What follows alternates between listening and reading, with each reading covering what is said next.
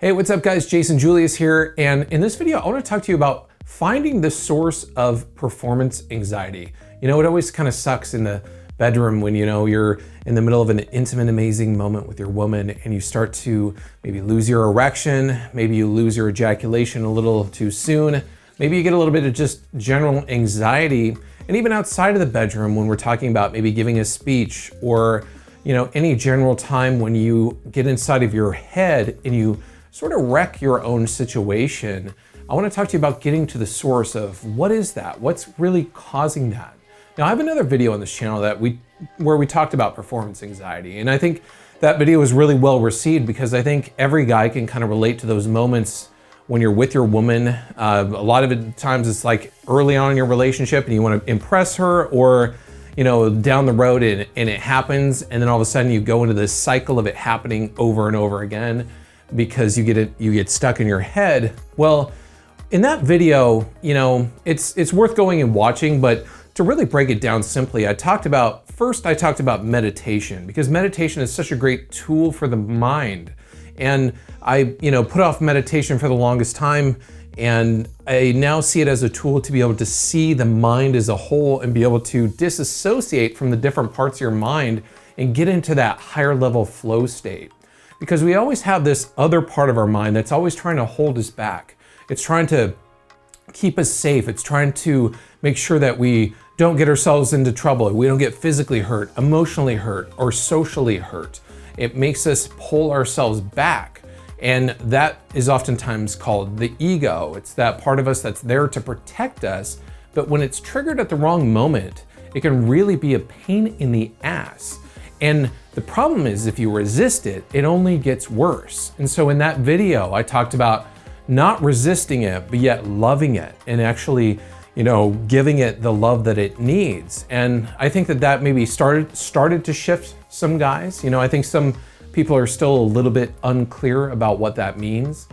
And I talked about meditation as being a tool to be able to recognize that part of your mind, because we can all get into that flow state. Imagine when you're playing a sport and you're, playing basketball and you're out of your head and you're just having that awesome game and you're in flow. You're not thinking too much. But think about those times when you're thinking too much and it just messes you up and you kind of get in your own way, because when you're thinking too much, your brain actually is looking for things to protect you from. It's trying to trigger your fight or flight response.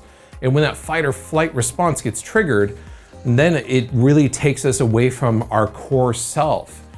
Now, we don't want to hate on that part of our mind, because that part of our mind is there to protect us. But how can we recognize those two parts of our mind and separate them? Because in my opinion, having, ran businesses for over 20 years, having studied psychology, having gotten really into self-development and the mind, just all around have been just a nerd about consciousness and all this kind of stuff. I think that the people that get what they want out of life and that are the happiest are the people that can get out of their own way.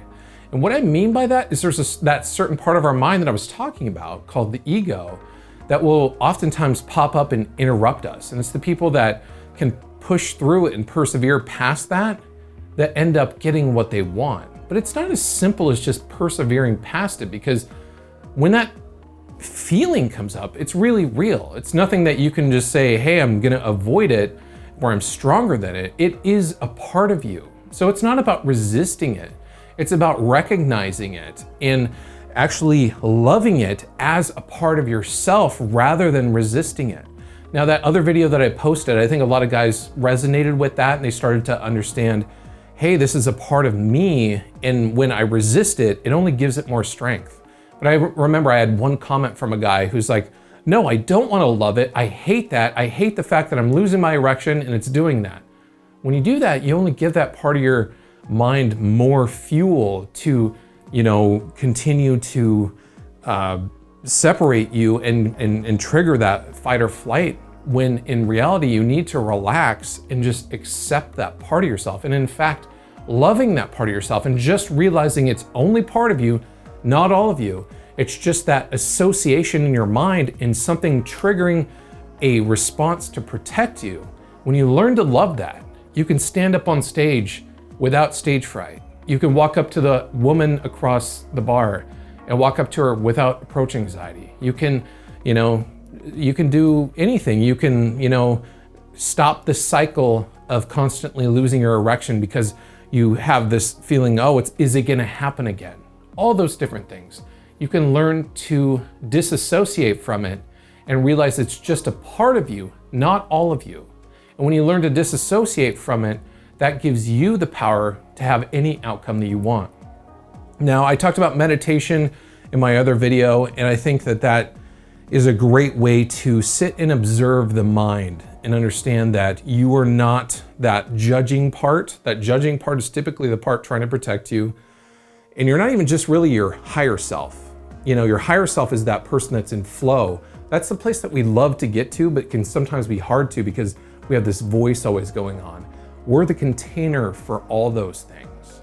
And one really fun way that I've discovered recently to really get tuned into where your separation of your ego and yourself is to do something outside your comfort zone. And so something that I've been doing recently is I love when I'm like driving in my car. I love singing. I love listening to cheesy 80s music and just, having a blast. But you notice you're singing in your car and you pull up next to somebody and they're looking at you and all of a sudden you just stop, right? You stop yourself. There's that part of your mind that's like embarrassed. There's a part of me, I'm feeling it even right now by putting myself through that situation. Your mind, you can even think through those situations and your mind kind of, clenches up. Or say you're gonna get up and do karaoke, right? And your mind's like, no, don't do it.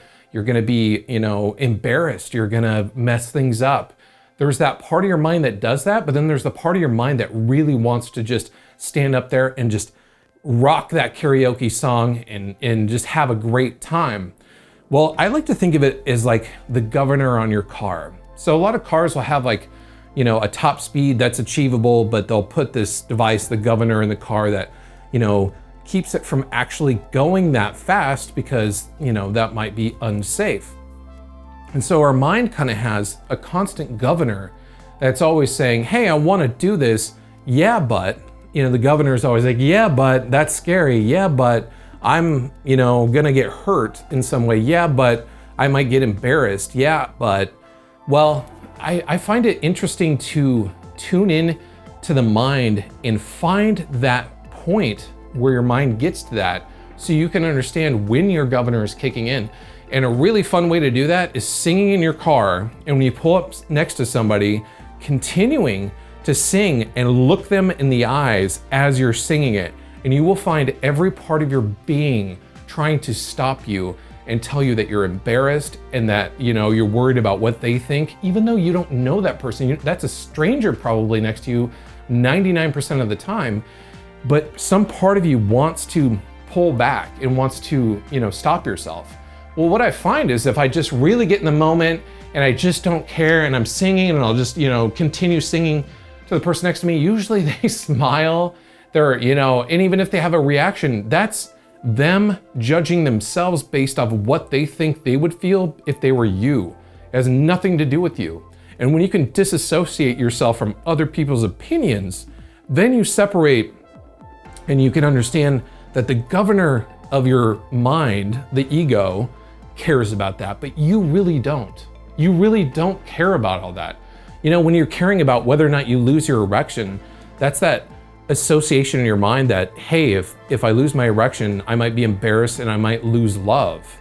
But there's a bigger part of you that can persevere past that, to understand and separate yourself from that, governor of the mind that's trying to, hold you back, trying to make you not go over the speed that it feels comfortable with based on past experiences. If you never test that governor, you're never gonna know where it's at. And so that's why I give you kind of the fun example of like singing in the car and looking next to you, because that will actually challenge that part of your mind and you have to push past it and push yourself outside your comfort zone. Other things is like, people that go out and they do a speaking tour. The first few times they just almost want to throw up before they go on stage, but by the time they go up on stage, they get outside of their head. It's all that thinking ahead of time about, is everything gonna go okay? Or, is everything gonna be okay? Your mind is constantly trying to hold you back and keep you inside your comfort zone. And when you go outside your comfort zone, it triggers fight or flight chemicals in your body. Now, when you're being intimate with your partner, that really works against you, because now all of a sudden you have all these, this cortisol flowing through your body, this adrenaline flowing through your body, and that's counterproductive for your boner, right? If you're just trying to get an erection. Or for a lot of guys with premature ejaculation, they get themselves so excited that they need to actually learn how to tone down that excitement and learn how to control their mind in that way as well. So being able to disassociate from what's going on and see those different parts of your mind, the part of you that really can persevere, and just realize, again, there's that part of you that's just trying to control you and trying to hold you back. That gives you all the power. Now, this even translates over to, female orgasms. When we talk about guiding a woman's mind and helping her get outside of her head, oftentimes as a woman gets close to orgasm, her mind will get closer and closer. But as she gets there, this has been, articulated by many women in similar fashion, but they'll say that it's like, they're about to go over the waterfall, and their mind won't let them. They don't want to lose control, because our mind constantly wants to stay in control based on, what it feels safe with. But that oftentimes keeps us from the experience that we want to have. So when you guide her mind past that and you help her, go over that cliff, she can realize that it's really not that scary. And then after that, she can experience orgasms much easier. Well, it's the same thing with anything else. If you're having a lot of approach anxiety, if you wanted to go approach that pretty woman across, the room, oftentimes you just need to go do it and just realize and let your mind realize, if you get turned down, it's not the end of the world. But when you actually go over there, your mind is going to be thinking, oh, what do I say? Do I look okay? What if she turns me down? What if my friends think I look stupid? That's the governor. She wants to meet the real you. She wants to meet the you without the governor on. That's why women are like, I just wish men could be themselves, because men will go over there seemingly having an agenda, because their mind is like, already like, this woman's attractive. I already really want her to like me. And now all of a sudden you're completely messed up, wondering what to say to impress her, when in fact, you should just go over and meet this woman and find out if you have anything in common, joke around in the moment, and find out if, you guys are a match. When you go over there with your logic and your mind that's trying to protect you, oftentimes she does reject you because you're inside your head and you're just using things like, oh, the weather's nice outside. Oh, you look very pretty today. Oh, can I buy you a drink? And then she's like, this is not a person that I really want to meet. She wants to meet the real you, your higher self. The more you can get to your higher self, the more you get the outcomes that you want. The more you can actually be yourself in the bedroom, the more you can be yourself in your business, the more you can be yourself with your family, the more you can just really be outside of your mind. I get inside of my head all the time. Every time I'm gonna talk in front of people, I will sit and think about it until all of a sudden I'm doing it. And then I'm just like, why was I thinking about it for so long? It's that governor inside of your head. When I'm recording a podcast, or if I'm recording this, I'll, for an hour ahead of time, be like, oh, am I gonna say this? I'll be overthinking it. Am I gonna remember everything I'm gonna say? That's just the thing that wants to, obviously I wanna get the content right, but I also want to, not perfect it. That thing that wants to perfect everything is the very thing that's holding you back from getting out of your own way and getting what you want. Because when we actually make a judgment on it, that's when we get that fight or flight response. And it's gonna really take us away from who we really are at our core.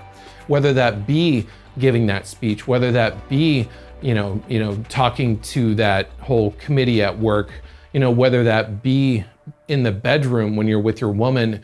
And sometimes you might lose your erection and have one of those experiences. I know some of the guys voiced this. They lost their erection and it happened one time. And then it was like, it was never happening. It happened that one time and now it just keeps happening. Well, the mind works in a way where it makes associations. Take this simple example of like, when you're a kid, if you burn your hand on the stove, your mind says, oh, that really burned, that really hurt, and it creates a deep association, that equals being burned, don't do it again. And that really sticks with your mind. Those things that are very amplified end up having a very deep association. Well, to get over an association that's very deep, something like, oh, I lost my erection and I was embarrassed, I felt bad, it takes a little bit more time to actually get over that because you're trying to disassociate it. But when you can disassociate and understand that's the governor in your mind just trying to creep up and protect you, you can disassociate it. So, you know, when you're sitting there about to have sex and you're like, oh my God, I'm losing my erection, you know, you can do one of two things. You can get angry and you can be like, oh my God, it's happening again. Oh my God. You have a choice of the meaning that you create. Or, you know, you can just be like, oh, that's just the governor in my mind just trying to protect me. It's all good. Maybe I'll just switch to a G-spot technique. Maybe I'll take the 3 supplements that Jason talked about in his previous video right before this one, that I'll link to at the end of this video, that will help you get a little bit of certainty and turn down the volume on that governor, right? So all those things can really help you, but you have to understand that changing the meaning can really influence when your mind kicks in and creates that fight or flight response. And if you fight it, then you're only gonna amplify it and give it more fuel and make it feel more like there's a threat, and you're gonna get more of the negative feelings versus just saying, oh, I'm losing my erection. I love that. Oh, that's just the governor part of my mind kicking in. I love that. It's no problem. I love that. I'm anxious about the speech and I feel like I want to throw up, and I love that. Anytime, you're feeling that feeling and you can push through it, you can teach your mind that it's going to be okay. Get up there and do that karaoke. Get up there and give that speech. Go out there and do all the things that you want to do, because it's not about pushing through it. It's about loving that you have that part of yourself and being able to be okay with whatever the consequences are. And then you teach your mind that it's okay. If you have created negative associations in the past that make you not want to step outside your comfort zone, those are the things that you should push yourself through in a positive way, so that you can actually create the outcomes that you want. But oftentimes that part of our mind that's trying to protect us is the very thing that holds us back from the thing that we want. And when we can understand what it is, whether that's, singing to the car next to you and just really taking note of what part of my mind is actually caring what that person thinks that I don't know, and learning to disassociate, or just pushing through in those situations, but actually just really learning to just say, hey, that person's laughing at me and I love that. I'm not getting an erection and I love that. I feel really anxious about this speech and I love that. I'm really scared to go talk to that woman across the bar and I love that. And you get up and you go. There's reasons why, people like Mel Robbins have a book like the 5-second rule, that if you give your mind more than like 5 seconds without just doing something, it will totally overthink it and it will override you back into your comfort zone.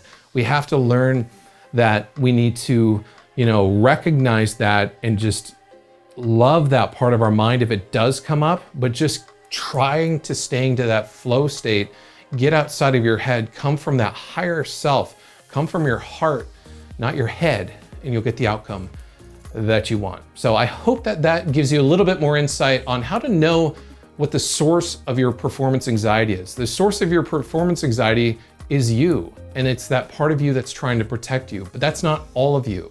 When you sit back and you look at the stage of who you are, that's just part of you. There's a higher self that can come through if you learn to love the other part. So I hope that helps you out. And if you're in the middle of a little performance anxiety and you just need a second, just switch it up to a G-spot technique. And I got a really cool one that can help her have a squirting orgasm over on my blog at jasonjulius.com/squirt. Thank you for joining me for this video, and please hit that subscribe button below for some more content. Hit me up with some comments down there below, and I will see you in the next video.